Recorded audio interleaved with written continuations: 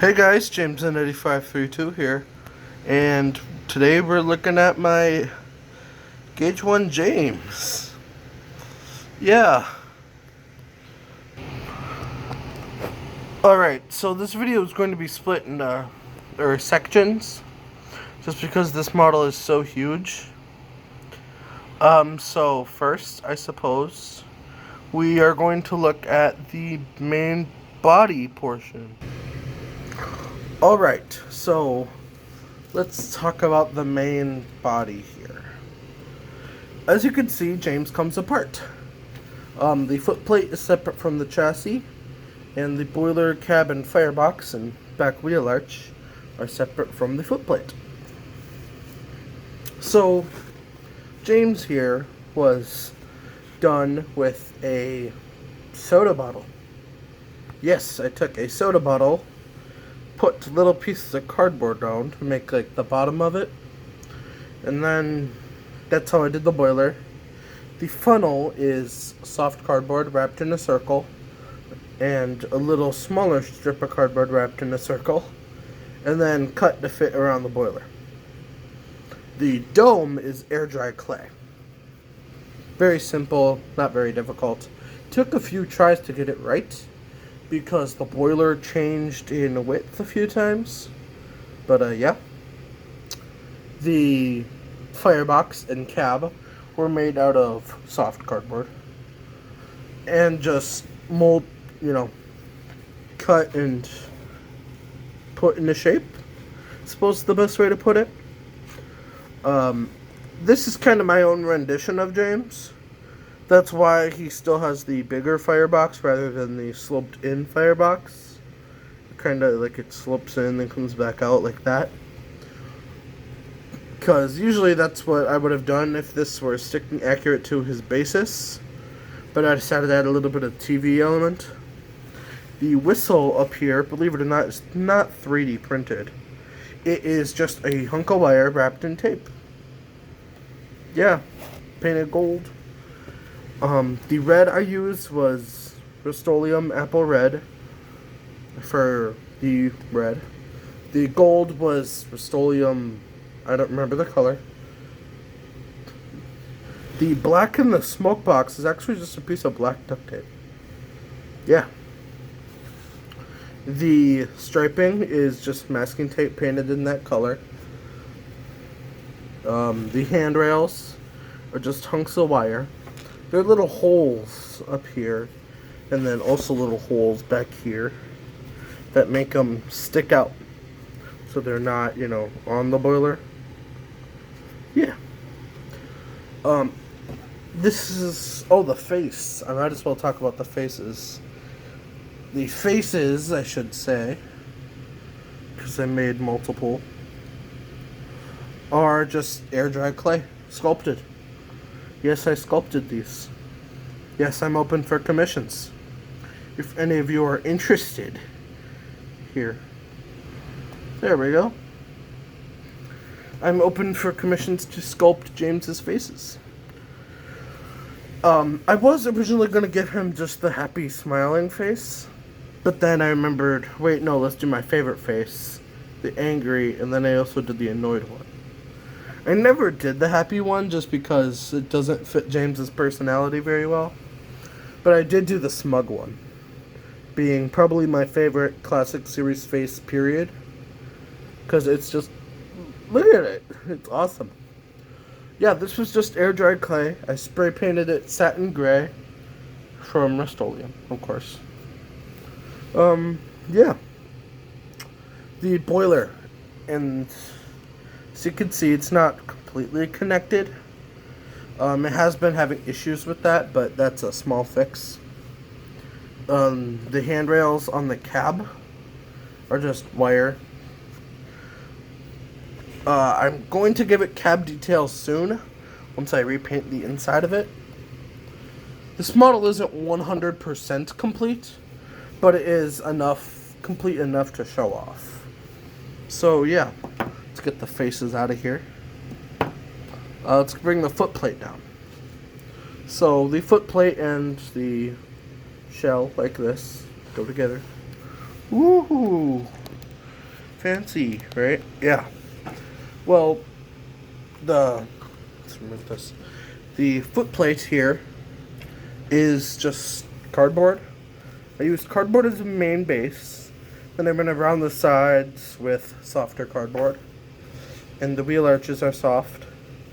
I used the same method as I did with the main body for lining, just blue tape. Oh, the reason these arches are on the foot plate and the back arch on James is on the cab attached to the main body is just because it would be so much thinner than these two. Yeah, here's the front of it. The front of it is just the cardboard still. I took thicker pieces of cardboard, wrapped them in tape to cover the corrugation, and then glued it down to the foot plate. Both of them. The lamp irons are toothpicks wrapped in tape. The lamp actually came with something that I will explain when I explain the main body. Arches on the other side. The buffers were scratch built.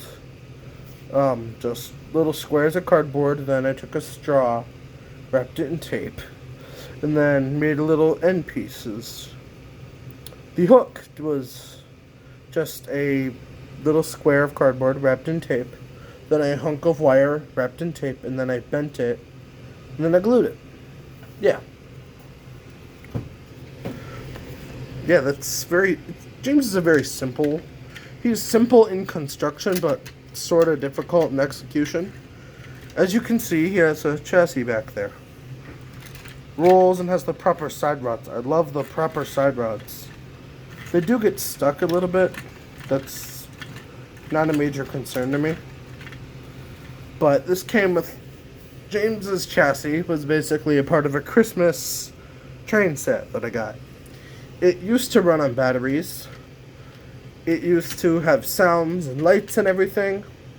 But unfortunately, while I was building James, those kind of broke. I know, shame. I do hope to one day remake it so it is battery powered. Just like on a motor, so it does run. I'm not so sure about the sounds, but lights, well, I'll explain that in a little bit. The light also came from that Christmas engine set. Unfortunately, I cannot move it around. This one, I have thought about making other lights to put on the lamp irons and stuff, but I'm not sure. That was a little sneak peek of a little trick I want to show you later. The tender is huge. No, well, seriously, it is. But the tender came like really recently. James's body had been pretty much done for a little while now, but the tender needed some work. So basically, I cut the sides out of soft cardboard. Then the back, this side, and the back is all one piece. But this top piece here that curves to fill in the gap here, yeah, that's another piece of cardboard. The lining is painted blue tape on either side. It's not totally done, but it's close enough. I do want to give it a layer of Mod Podge so the lining stays on and looks better. The 5 was hand painted, both sides. I know, it's glorious, isn't it? The underside here, I ran into a little bit of an issue. So if we take a look at the front here, you can see this little piece here. That was originally how the tender was. The wheels stuck off of this and only came to about here. And the tender was really short. So I realized, wow, this is a short tender, I gotta fix this. So I took the existing tender and I glued it onto a piece of styrene, or not styrene, foam board. Just glued it on. And then from there it was all layers. Just a layer here, 2 layers up, a straw with a toothpick on the wheels that came with the Christmas engine. Yeah, And basically, the axle boxes are just soft cardboard cutout. I might detail them more one day. I'm unsure.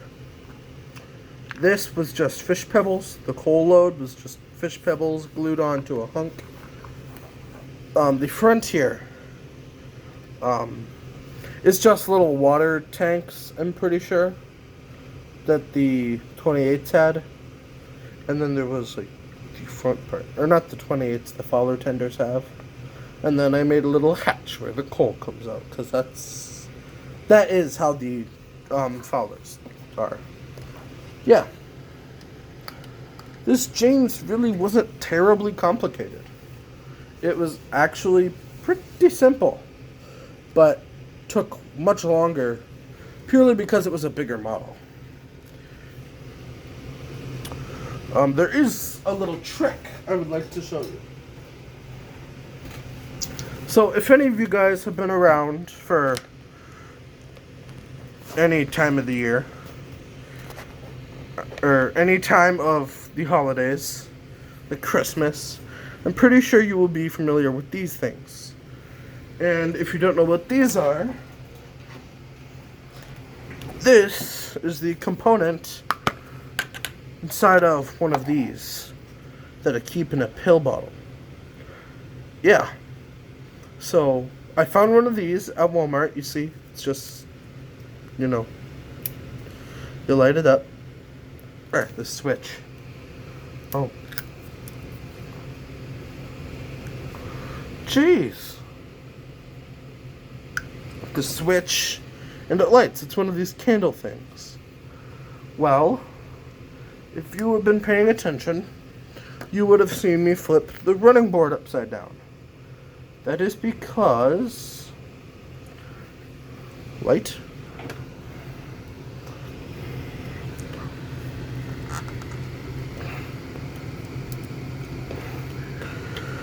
James's lamp actually kind of works, which is cool.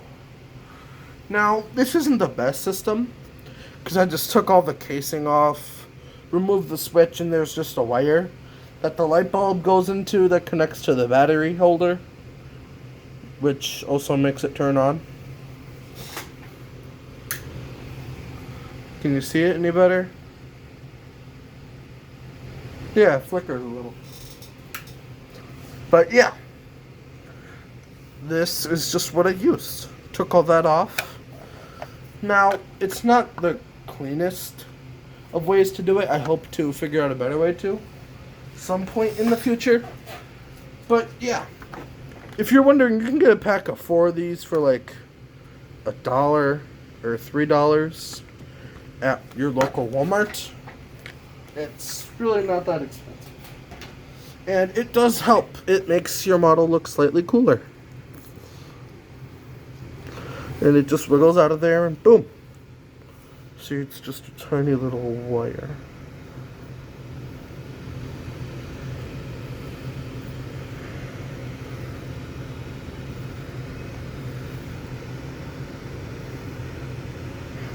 Come on, focus.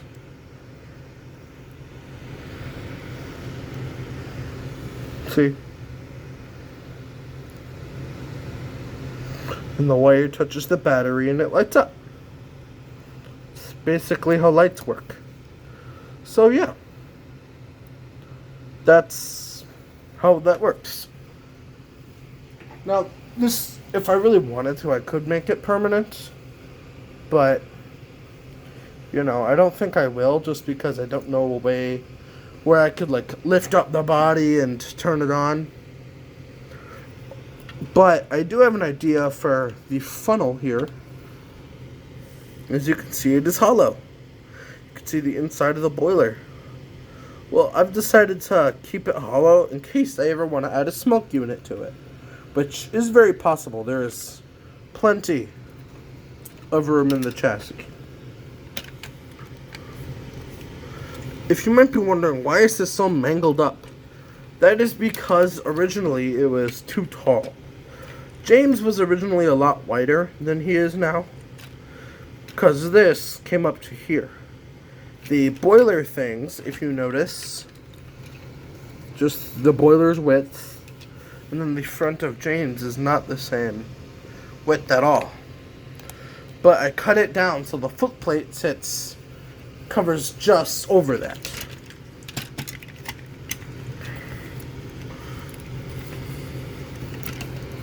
So you can not see it pop up higher than the wheel arches. And then James sits right over that. Yeah, that's how that works.